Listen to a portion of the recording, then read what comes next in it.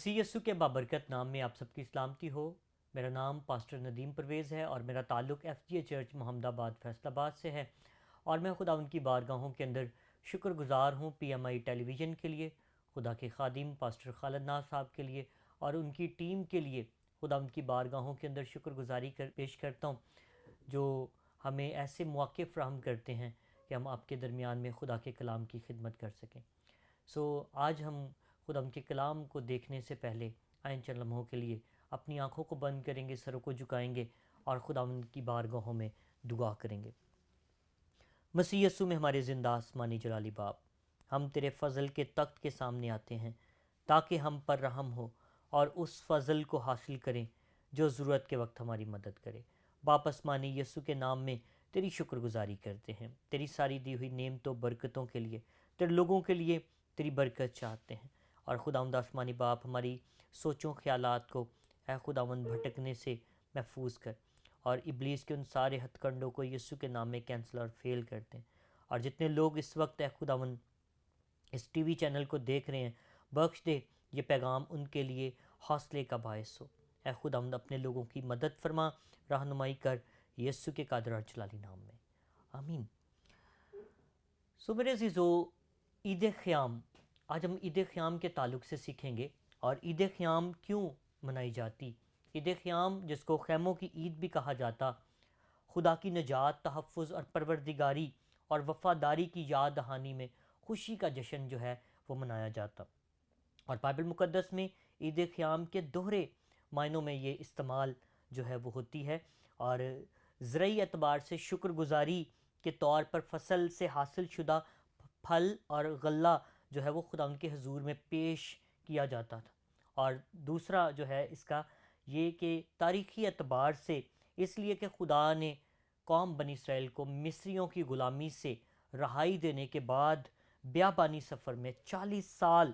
ان کی محافظت اور پروردگاری کی۔ میرے عزیزو، یہ اس اعتبار سے یہ عید جو ہے یہ منائی جاتی، اور یسوع مسیح کے دنوں میں 3 عیدیں منائی جاتی، اور یہ عید خیام جو ہے یہ اکتوبر کے مہینے میں منائی جاتی، اور پھر عید تجدید وہ دسمبر میں منائی جاتی، اور عید فصح وہ تقریباً مارچ اور اپریل میں جو ہے وہ منائی جاتی۔ آج ہم عید خیام کے تعلق سے سیکھیں گے، اور اس میں اس بات کو سیکھیں گے کہ بیابان میں اسرائیلیوں کے قیام میں خداوند نے کس طرح سے اپنے لوگوں کی مدد کی۔ اور بے شک آج بھی بہت سے چیلنجز ہیں، بہت دفعہ یہ سمجھا جاتا ہے، کہا جاتا ہے کہ مہنگائی جو ہے وہ بہت زیادہ بڑھ گئی ہے، اور اب شاید ہمارے پاس کچھ نہیں ہے جس سے ہم گزر بسر کر سکیں۔ لیکن میرے عزیزو، میرا اور آپ کا خدا جو بائبل مقدس کا خدا ہے وہ عظیم خدا ہے، اور وہ یہ چاہتا ہے کہ ہم اس پر بھروسہ کریں، اس پر توکل کریں۔ اور اسی لیے جب ہم بائبل مقدس کو پڑھتے ہیں تو میرے عزیزو ہم دیکھتے ہیں کہ خدا ہمیشہ اپنے لوگوں کی مدد کرتا ہے، رہنمائی کرتا ہے، اور کس طرح سے وہ اپنے لوگوں کی پروردگاری کرتا ہے۔ ہمیں اس بات کو جاننے کی ضرورت ہے کہ نہ صرف اس نے ہمیں پیدا کیا، اس نے خلق کیا، بلکہ وہ ہماری پروردگاری بھی کرتا ہے، ہمیں سنبھالتا بھی ہے۔ اور بائبل مقدس ہمیں یہ بتاتی ہے کہ ابتدا میں کلام تھا، اور کلام خدا کے ساتھ تھا، اور اسی کلام کے وسیلہ سے سب چیزیں وجود میں ہیں، اس کے بغیر کوئی بھی چیز پیدا نہیں ہوئی۔ اور پھر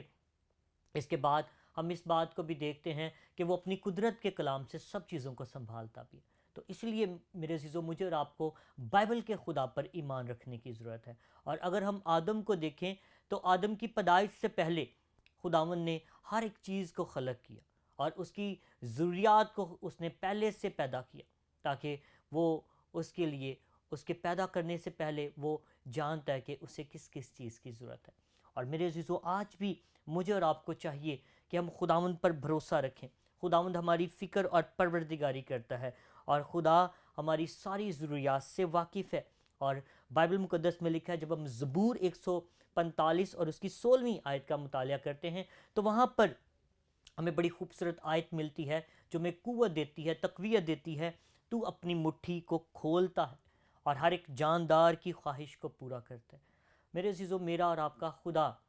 جو خالق ہے، مالک ہے، وہ بے شک ہماری پروردگاری بھی کرتا ہے، اور کہا جاتا ہے کہ وہ پتھر میں بھی کیڑے کو رزق جو ہے وہ فراہم کرتا ہے۔ تو اس لیے ہمیں پریشان ہونے کی ضرورت نہیں، ہمیں خداوند پر وقت بھروسہ رکھنے کی ضرورت ہے، کیونکہ اسرائیل کا خدا وفادار خدا ہے اور وہ ہماری ضروریات سے واقف ہے، اور وہ نسل در نسل جو ہے وہ اپنے لوگوں کے ساتھ وفادار رہتا ہے۔ اور آج کے اس پیغام کا جو ٹائٹل ہے آپ کے بیابانی سفر میں، یعنی آپ کے بیابانی اس وقت میں وہ کیا اہمیت رکھتا ہے، خدا کی اہمیت کیا ہے، اور خداوند کا ساتھ ہونا کتنا زیادہ ضروری ہے۔ اور میرے عزیزو، سب سے پہلے جس طرح میں نے آپ کو بتایا کہ آدم اور حوا کو خلق کرنے سے پہلے خداوند نے ان کی ساری ضروریات جو ہے وہ خدا جانتا تھا۔ اور پھر اس کے بعد ہم دیکھتے ہیں کہ جب خدا نے اپنے بندہ ابراہیم کو، جو ایمانداروں کا باپ ہے، جب بلایا تو میرے عزیزو خدا اسے بیابانی سفر میں لے گیا۔ اور ہم اس بات سے سیکھ سکتے ہیں کہ جہاں جہاں بھی ابراہیم گیا اس نے وہاں جا کر وہاں پر مذبح بنائے، اور وہ خداوند کی حضوری میں جھک گیا۔ اور میرے عزیزو، آج مجھے اور آپ کو بھی اس کی بارگاہوں میں جھکنے کی ضرورت ہے، اور اس سے یہ کہ خدا جو ہے، جو ہمیشہ اپنے لوگوں کی محافظت کرتا ہے، مدد کرتا ہے، وہ پھر اپنے لوگوں کے ساتھ رہتا ہے۔ اور ہم دیکھ سکتے ہیں، سیکھ سکتے ہیں کہ خدا جو وفادار خدا ہے، کس طرح سے بیابان کے اندر خداوند نے ابراہیم کی ساری ضروریات کو پورا کیا۔ اور پھر اس کے بعد جب ہم دیکھتے ہیں تو موسیٰ کی قیادت میں خدا نے جب قوم بنی اسرائیل کو مصریوں کی غلامی سے رہائی بخشی، تو اس کے بعد میں میرے عزیزو خدا نے کس طرح سے حیرت انگیز طور پر اپنے لوگوں کی مدد کی، رہنمائی کی، اور میرے عزیزو خدا اپنے لوگوں کے ساتھ ساتھ رہا۔ اور ہم دیکھتے ہیں، سیکھ سکتے ہیں کہ جس طرح خدا نے قوم بنی اسرائیل کو مصریوں کی غلامی سے جب نجات دی، رہائی دی، تو آگے بحر کلزم ہے اور پیچھے مصری جو ہیں وہ ان کے پیچھے ہیں، فرعون کے رتھ ان کے پیچھے ہیں۔ اور وہاں پر ہم دیکھ سکتے ہیں کس طرح سے یہوہ پاک خدا نے ان کی مدد کی، رہنمائی کی، اور خداوند نے کہا کہ موسیٰ سے کہ تو آگے بڑھ اور خوف نہ کھا۔ اور جیسے ہی موسیٰ نے اپنا ہاتھ بڑھایا، اور میرے عزیزو بحر کلزم کے دو حصے ہو گئے۔ اور بے شک بہت سے مفسرین یہ کہتے ہیں کہ اس وقت ایک ایسا راستہ بھی تھا کہ جو ان کو ان کی منزل پر، ان کی ڈیسٹینیشن پر، ملک کنعان میں بہت جلدی لے جاتا، لیکن خدا نے ان کو بیابان میں سے گزارا۔ کیوں بیابان میں سے گزارا؟ اس لیے تاکہ وہ جانے کہ اسرائیل کا قدوس وہ اپنے لوگوں کی مدد کرتا ہے، اور وہ بیابان میں بھی جہاں پر کچھ بھی نہیں ہے، اور بیابان کا مطلب یہی ہے جہاں پر کچھ بھی نہ ہو، زندگی کا وجود تک نہ ہو، وہاں پر خدا ان کو اس راستے سے لے کر گیا تاکہ وہ جان جائیں کہ میں ہی یہوہ پاک خدا ہوں، میں ہی یہوہ یری ہوں، جو اپنے لوگوں کی ساری ضروریات کو پورا کرتا ہوں۔ اور بائبل مقدس ہمیں یہ سکھاتی ہے کہ خداوند ان کے ساتھ رہا، اور وہ دن کے وقت تو بادل ان پر سایہ کرتا، اور رات کے وقت میں آگ کا ستون۔ اور میرے عزیزو، جب بادل کی بات ہے تو بادل پانی کو ظاہر کرتے ہیں، اور یہ خداوند کے روح القدس کو پیش کرتا ہے، اور اسی طرح آج بھی اس کا روح القدس میرے اور آپ کے ساتھ ہے۔ اور یسوع مسیح نے کہا دیکھو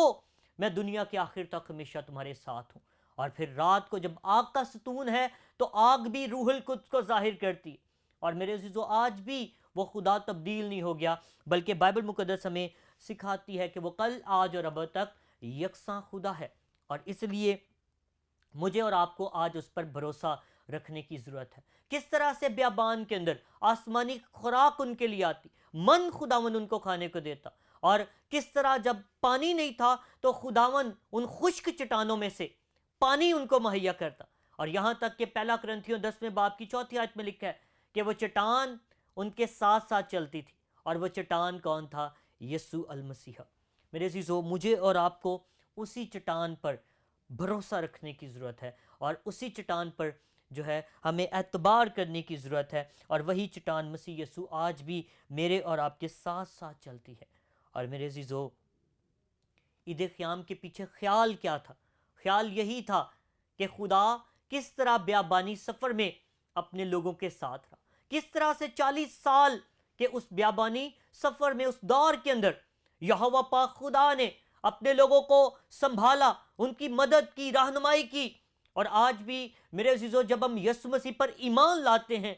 تو پھر اس کے بعد ہمیں نجات ملتی ہے، اور خداوند اپنے لوگوں کو بے یار و مددگار نہیں چھوڑتا، بلکہ وہ ہمیں دوسرا مددگار دیتا ہے۔ وہ جو مددگار جو یسوع مسیح کے جانے کے بعد بھیجا گیا، اور میرے عزیزو وہ روح القدس اب ہمیشہ ہمارے اندر رہتا ہے اور وہ ہمیں تسلی دیتا ہے، اطمینان دیتا ہے، اور بے شک بیابان کے اندر وہ ہمیں ساری چیزیں وہ پرووائڈ کرتا ہے۔ اور کس طرح سے خداوند نے حیرت انگیز طور پر قوم بنی اسرائیل کو نہ صرف مصریوں کی غلامی سے رہائی بخشی، بلکہ ان کی محافظت کی، ان کے ساتھ رہا، بیابان کے اندر ان کو سنبھالا اور ان کی مدد کی۔ اور اسی لیے میرے عزیزو بہت سے یہودی جو ہیں اس عید کو منایا کرتے، اور اس عید کے موقع پر وہ درختوں کے پتے، درختوں کی جھاڑیاں، درختوں کی ٹہنیاں، ان کی شاخوں سے خیمے بنا کر ان کے اندر 7 روز تک رہتے۔ اور کیوں رہتے؟ اس لیے رہتے تاکہ وہ اس بات کو یاد رکھ سکیں کہ کس طرح سے ہمارے باپ دادا کے خدا نے بیابانی سفر میں ان کی مدد کی۔ آج بھی میرے عزیزو مجھے اور آپ کو اس خداوند پر بھروسہ رکھنے کی ضرورت ہے۔ اور جب ہم داؤد کی زندگی کو دیکھتے ہیں تو پہلا سیموئیل اور اس کے 23ویں باب کے اندر جب داؤد بیابان میں ہے اور ساؤل اسے مار ڈالنے کے لیے اس کے پیچھے پیچھے ہے، اور میرے عزیزو یہاں پر بھی ہم دیکھ سکتے ہیں کہ داؤد جو کہ خدا سے ڈرنے والا، خدا کا خوف ماننے والا، اور وہ خدا کے ساتھ ساتھ چلنے والا، اور وہاں پر بھی خدا نہ صرف اپنے بندہ کی مدد کرتا ہے، اور وہاں پر پہاڑ ہے اور ایک طرف داؤد ہے اور پہاڑ کے دوسری طرف ساؤل ہے، اور وہاں پر بھی خدا اپنے بندہ کی پروردگاری کرتا ہے، اپنے بندہ کی مدد کرتا ہے، اس کی محافظت کرتا ہے۔ اور داؤد کے ساتھ خدا کا تعلق میرے عزیزو وہ ہر ایک بات میں، جس طرح میں پہلے بھی بتا چکا ہوں، کہ وہ خدا سے مدد مانگتا ہے اور خداوند اسے جواب دیتا ہے۔ اور اسی لیے بائبل مقدس میں لکھا ہے مجھے پکار اور میں تجھے جواب دوں گا۔ میرے عزیزو مجھے اور آپ کو فقط خداوند کو پکارنا ہے اور وہ ضرور اپنے لوگوں کو ان کی دعاؤں کا جواب دیتا ہے۔ آج مجھے اور آپ کو اسے پکارنے کی ضرورت ہے، اور میرا اور آپ کا خدا وہ ہمیں بے یار و مددگار نہیں چھوڑتا۔ اور اس لیے شاگرد گھبرا رہے تھے، لیکن یسوع مسیح نے کہا میرا جانا تمہارے لیے فائدہ مند ہوگا، میں جاؤں گا تو دوسرے مددگار کو تمہارے پاس بھیجوں گا۔ میرے عزیزو اس کے بعد جب ہم عہد عتیق میں ہی دیکھتے ہیں تو ایلیا اور خشک سالی، اور اس وقت خدا جو ہے اپنے بندہ سے کہتا ہے کہ اب اس وقت تک نہ تو می برسے گا اور نہ اوس پڑے گی، اور تو کریت کے نالے پر چلا جا اور وہاں پر کوے تیری پرورش کریں گے۔ اور میرے عزیزو کس طرح سے حیرت انگیز طور پر اگر ہم دیکھیں تو کوے جو کہ چھینتے ہیں اور کسی دوسرے کو دے نہیں سکتے، لیکن خداوند کہتا ہے کہ کریت کے نالے پر جا اور وہاں سے تجھے نالے سے پانی تو پیے گا، اور کوے وہاں پر تیری پرورش کریں گے، وہ تجھے گوشت اور روٹی وہاں پر فراہم کریں گے۔ اور میرے عزیزو کس طرح سے بائبل مقدس کا خدا اپنے لوگوں کی مدد کرتا، رہنمائی کرتا بیابان کے اندر۔ اور آج بھی بہت دفعہ ہم کہتے ہیں میرے پاس کچھ نہیں، لیکن میرے عزیزو مجھے خداوند پر بھروسہ رکھنے کی ضرورت ہے، آپ کو خداوند پر بھروسہ رکھنے کی ضرورت ہے، اس کی طرف دیکھنے کی ضرورت ہے۔ اور پھر اسی چیپٹر کے اندر ہم آگے دیکھتے ہیں ایلیا اور سارپت کی بیوہ، اور ان کے پاس کھانے کے لیے روٹی نہیں ہے، اور صرف مٹکے میں صرف مٹھی بھر آٹا موجود ہے، اور میرے عزیزو تھوڑا سا کپی میں تیل ہے، اور وہ وہاں پر لکڑیاں چن رہی ہے، اور وہ کہتی ہے کہ میں 2 چند لکڑیاں چن رہی ہوں اور اس سے میں آگ جلاؤں گی، اور وہ جو گھر میں تھوڑا سا آٹا ہے میں اور میرا بیٹا وہ کھائیں گے اور ہم مر جائیں گے۔ لیکن میرے عزیزو اس نے کہا کہ تم لوگ نہیں مرو گے کیونکہ خدا تمہارے ساتھ ہے، اور جاؤ پہلے میرے لیے ایک روٹی بنا کر لاؤ، ٹکیا بنا کر لاؤ۔ اور جب تک وہ خدا کا بندہ ان کے پاس رہا اور وہاں پر قحط رہا، اور میرے عزیزو کسی بھی چیز کی کمی نہ آنے پائی، اور لکھا ہے کہ اس مٹکے میں نہ تو آٹا کم ہوا اور نہ اس کپی میں تیل ختم ہوا۔ آج بھی مجھے اور آپ کو خداوند یہوہ پاک خدا کی طرف دیکھنے کی ضرورت ہے، بائبل مقدس کے خدا پر یقین رکھنے کی ضرورت ہے۔ اور پھر میرے عزیزو یہ تو عہد عتیق میں اس طرح سے خداوند نے کیا، لیکن جب ہم عہد جدید کا جائزہ لیں تو وہاں پر بھی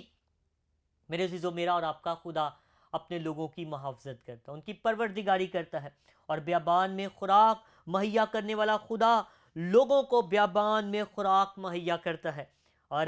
میرے عزیزو بائبل مقدس ہمیں یہ سکھاتی ہے، جب ہم اعمال کی کتاب اور اس کے 7ویں باب کی 37ویں آیت سے پڑھیں تو جس کے بارے میں موسیٰ نے کہا، یہاں پر لکھا ہوا ہے کہ جس کے بارے میں موسیٰ نے کہا کہ خدا تمہارے بھائیوں میں سے تمہارے لیے مجھ سا ایک نبی پیدا کرے گا، یہ وہی ہے جو بیابان کی کلیسیا میں اس فرشتے کے ساتھ جو کوہ سینا پر اس سے ہم کلام ہوا اور ہمارے باپ دادا کے ساتھ تھا، اسی کو زندہ کلام ملا کہ ہم تک پہنچا دے۔ اور میرے عزیزو، ہم سیکھ سکتے ہیں کس طرح سے وہی خداوند، میرا اور آپ کا خداوند یسوع مسیح، جب اس نے 5000 لوگوں کو جو اس کے پیچھے تھے، اور یہ 5000 جو صرف مردوں کی تعداد ہے، اس میں عورتیں اور بچے شامل نہیں، اور بہت سے مفسرین یہ کہتے ہیں کہ یہ تعداد جو ہے یہ تقریباً 18 سے 20,000 لوگوں کی تعداد تھی، کیونکہ آج بھی چرچز میں مردوں کی تعداد کم ہے اور عورتیں اور بچے زیادہ ہوتے ہیں۔ اور میرے عزیزو، وہاں پر بھی کس طرح سے حیرت انگیز طور پر خدا نے اپنے لوگوں کی ضرورتوں کو پورا کیا، اور وہاں پر یسوع مسیح کے شاگرد کہتے ہیں کہ اے استاد ان کو رخصت کر دے تاکہ یہ اپنے گھروں میں پہنچ جائے، کیونکہ جو ہے وہ دن جو ہے وہ ڈھل رہا ہے، شام ہو رہی ہے۔ اور یسوع مسیح نے کہا کہ تم ان کو کھانے کے لیے خراب، اور وہ کہتے ہیں کہ ان کے لیے تو یہاں سے